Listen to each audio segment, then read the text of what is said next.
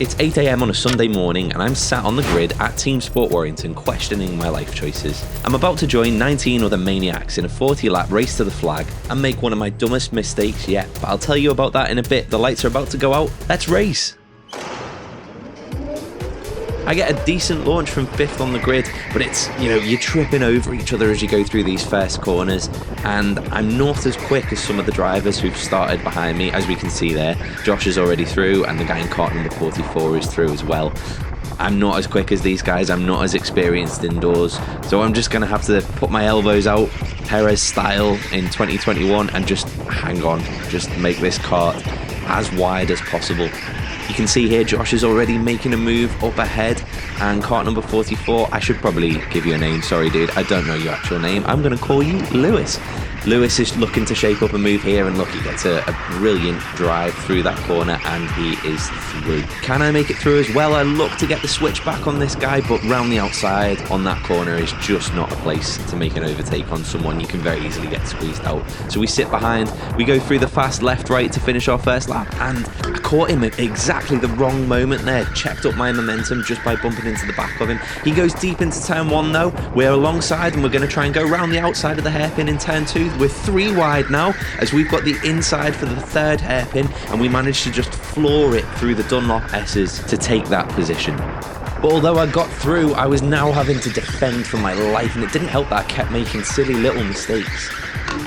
The guy had just overtaken kart 31 was still right behind me at this point, and there you go, you can just see him on the inside of that corner. So I'm having to defend, which is obviously then compromising my lap time, making me a little slower, and it's just bunching up this massive train of people behind me, which just adds to the pressure, because if I stack it, then the likelihood is I'm going to lose more than one position. Now, the eagle-eyed among you might notice that my lap times aren't looking too competitive at the moment. And obviously in the car I had no idea what lap times I was setting, and I didn't really care. I was just trying to defend and hold on to as high a position as possible. But there was a reason why my lap times weren't that great, and my god did I feel like an absolute idiot when I found out. But that's going to have to wait for a second, because as we head on to lap 10, the kart behind me sends a beautiful move down my inside. I didn't realise he was that close and I didn't defend, which was rather silly of me. And he's positioned his kart beautifully through these hairpins so that I can't set up the switch back on him, and I have to just follow him onto the Dunlop bridges. We're still close behind him though, so maybe we can make a move happen as we head into this underpass section. Annoyingly though, I ran into a bit of an issue.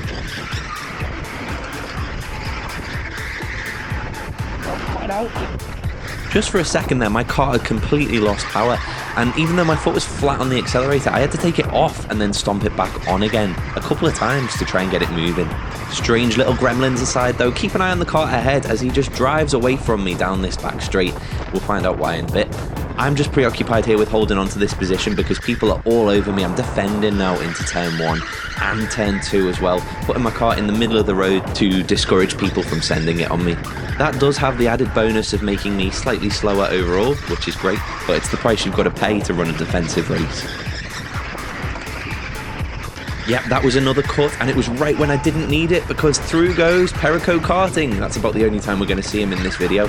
And remember before when I said that when you're the head of a train and you make a mistake and lose a position, you can often lose more than one place? Well, yeah, that's exactly what happened there. I just ended up offline, Perico went through, and then the other 2 guys were so close behind him that I couldn't cut back in and get in front of them, so I just ended up offline for that entire sequence of corners. And they're all through. We've dropped 3 positions, but hey ho, not to worry, I can still get my elbows out and try and defend, and maybe if these guys start battling each other a bit, I can close back up and maybe take advantage.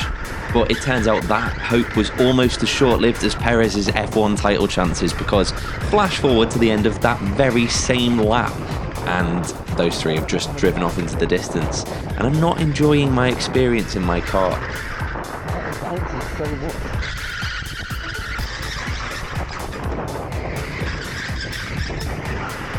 Through some of the faster corners, my kart was bouncing all over the place. It was proper skipping across the road, and I think it was making me a little grumpy. What didn't help though was that cutting issue, which seemed to have reared its head again.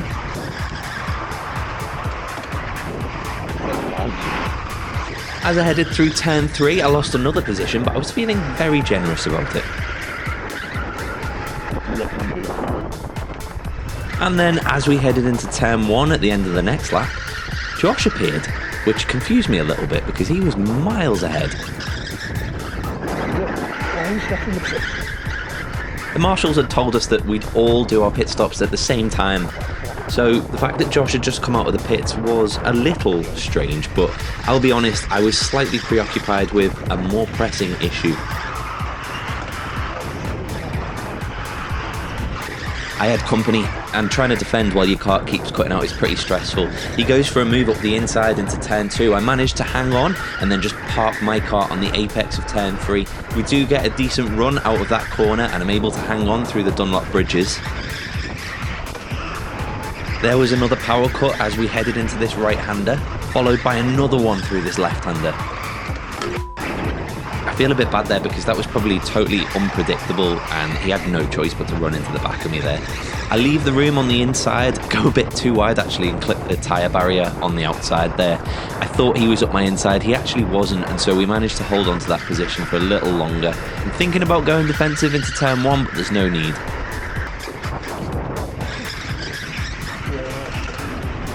While these power cuts were really frustrating and difficult to manage, there's actually something that started to bother me a bit more. I think partially due to how bouncy this car is and how much I'm having to adjust the steering through some of the faster corners. My left hand is really starting to hurt. And I honestly can't wait for this pit stop. If they're going to bring us all in, surely it's got to be sometime soon. I don't know what lap we're on, but we've got to be near the middle of the race now, right? And sure enough, I come around the corner on lap 21 and there's someone with a board out saying come into the pits. Weirdly, it doesn't seem to be all of us, it's just 3 drivers at the moment. So really quickly, I just hop out of the cart, grab hold of my seat insert and jump over to what I think is the cart that I'm supposed to be jumping into. There you go, the marshal's pointing into it.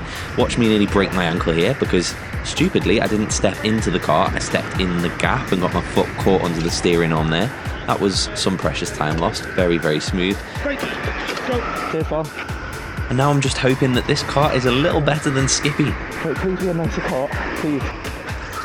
The crawl mode in these electric karts when you're in the pits is so strange. But anyway, I rejoined the race in clean air. And I could already feel that this kart wasn't bouncing as much. It was much more settled through the corners.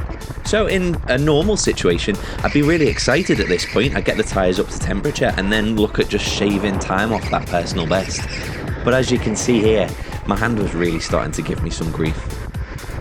Basically driving one-handed right now, so... Oh my god! I wish I could tell you what the middle bit of that sentence was, but it was clearly bothering me, and you can see all the way through these laps, I'm just trying to adjust the placement on my hand so that the big massive blister that's forming isn't in contact with the wheel. And it was really annoying because I feel like I could have gone much quicker in this car. A little later on into the race, I got overtaken by our old buddy Lewis, who isn't Lewis anymore, on account of also doing a pit stop. Now, watching this back, I know now that he's just lapped me, but at the time, I wasn't sure, so I pushed really hard to try and stay with him.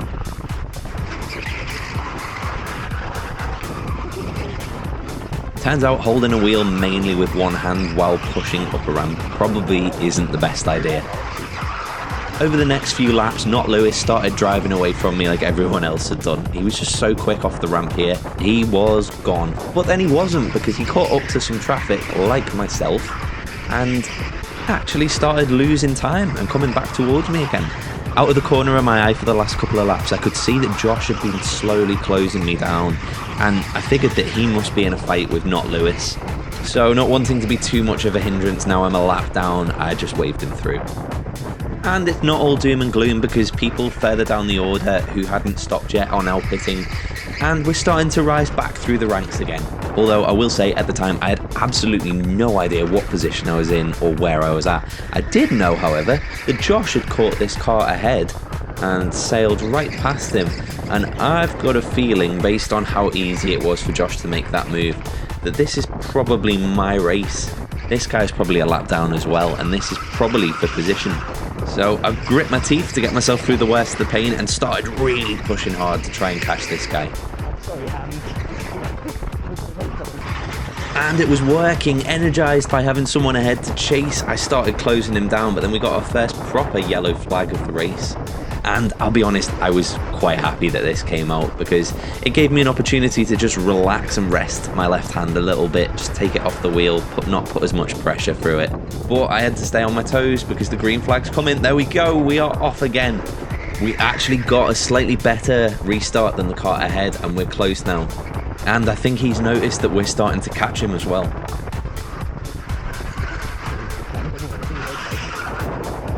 Looking back at this, I'm not actually sure he was defending because I was miles behind. There's no way I was going to go for an overtake there.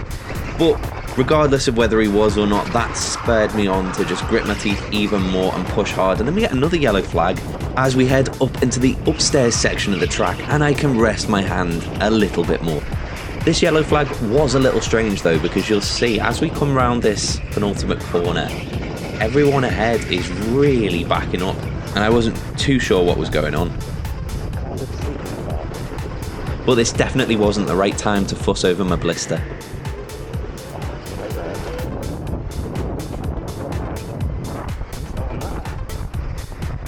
Heading up the ramp, we are all over the back of kart number 14 now, and because I don't know his name, I'm going to call him Fernando. Fernando's been slightly out of shape all through this top section of the track, and he goes a bit deep into this final hairpin, which just compromises his line through this final corner before the down ramp.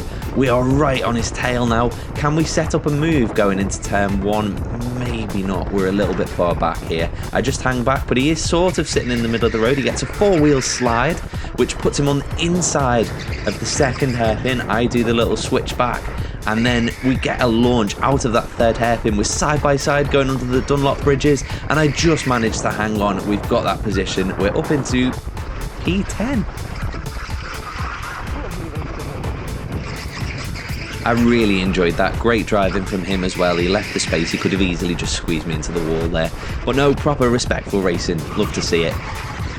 We were then treated to a blink and you'll miss it yellow flag.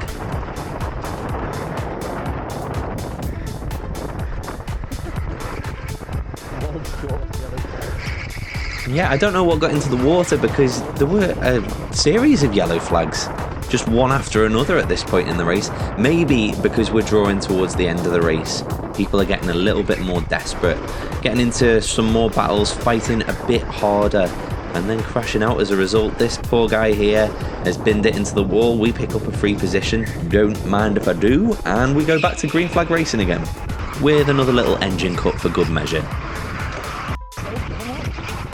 That one was the one that made me realise that maybe the issue was more to do with the driver and less to do with the kart.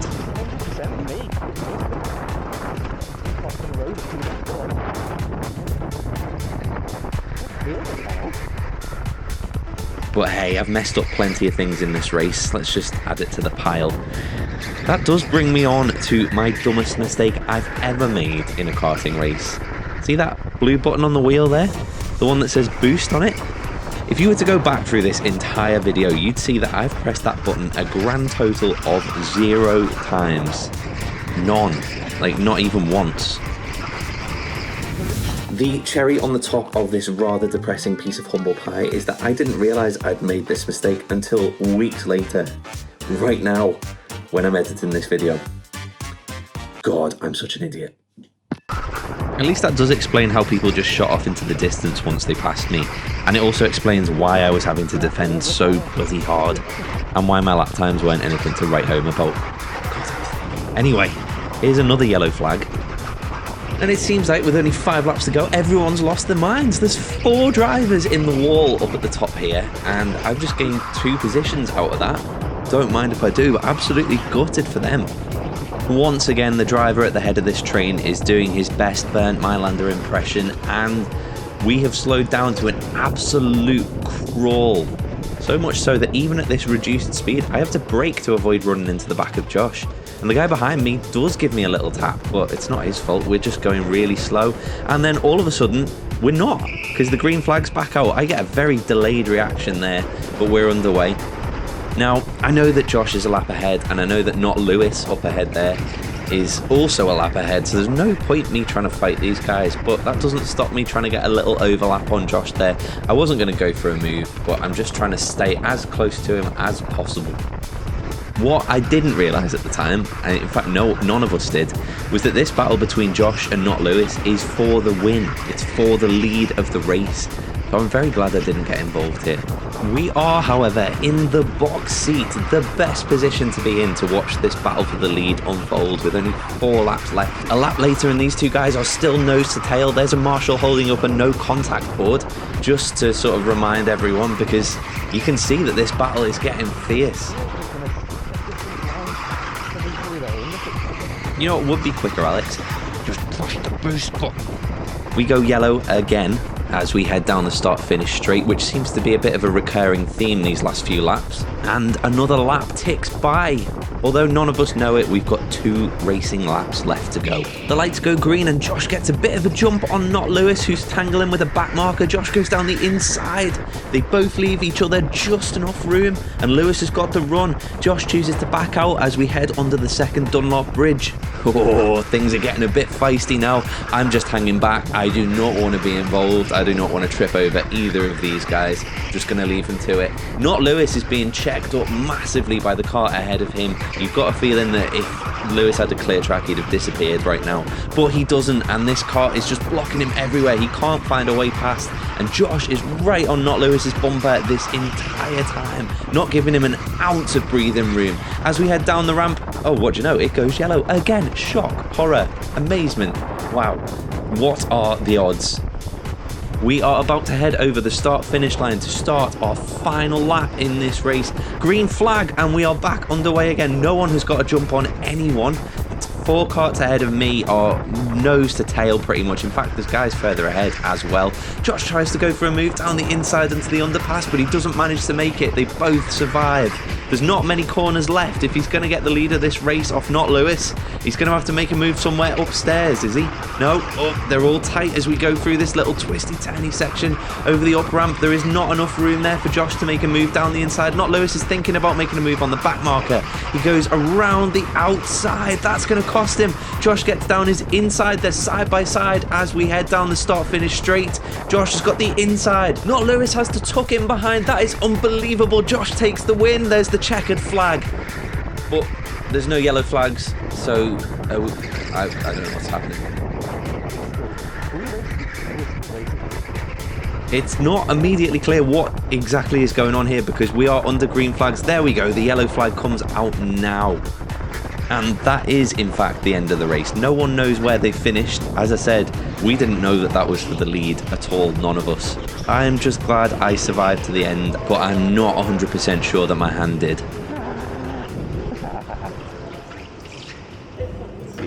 Damage.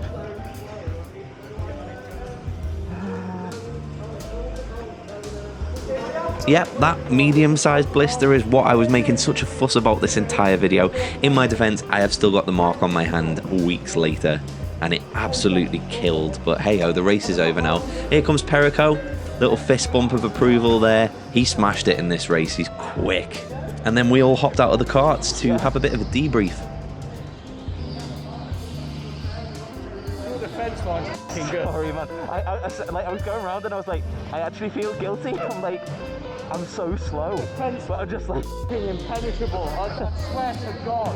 I tried to get past you at every opportunity. You were smashing it. I sat there going, can I get there? Can I get there? And I bumped you at I think it was you at the upstairs. I bumped you, and I immediately was like, no, I'm. Oh no, honestly, that's so good. That wasn't you, man. That wasn't you. I think I was tapping the brake by accident over some of the bumps. Yeah, the cart was just cutting out. Just stopped. I was like, no, keep going, keep. Yeah, you're like.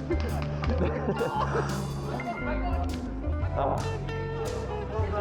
Yes, mate, you were a lap up. I was like, Well, I think I overtook in the last lap. What are the? Do you know what the results are? We'll find out. Woohoo! Unfortunately, thanks to the organisation or not organisation of TeamSport Warrington, we did find out the results, but they didn't actually send them out to us. So the results that we were sent are incorrect because apparently multiple people got penalties for speeding under yellow flags. Can I remember the results that they showed us at the track? No, of course I can't. I have no idea where I finished, so I'm going to say it was P7, and I'm going to say that was a success. I'm pretty happy with that. Congrats to Josh for the win. Thanks to everyone who was at the track. It was great fun racing you all. Hopefully we get to join each other again sometime soon. Thank you to you for watching this video. I really appreciate it. If you've made it all the way to the end, go in the comments and type Alex press the boost button to remind me to press the boost button. Oh, I'm never going to live that down. Yeah, make sure you subscribed if you want to see more videos like this.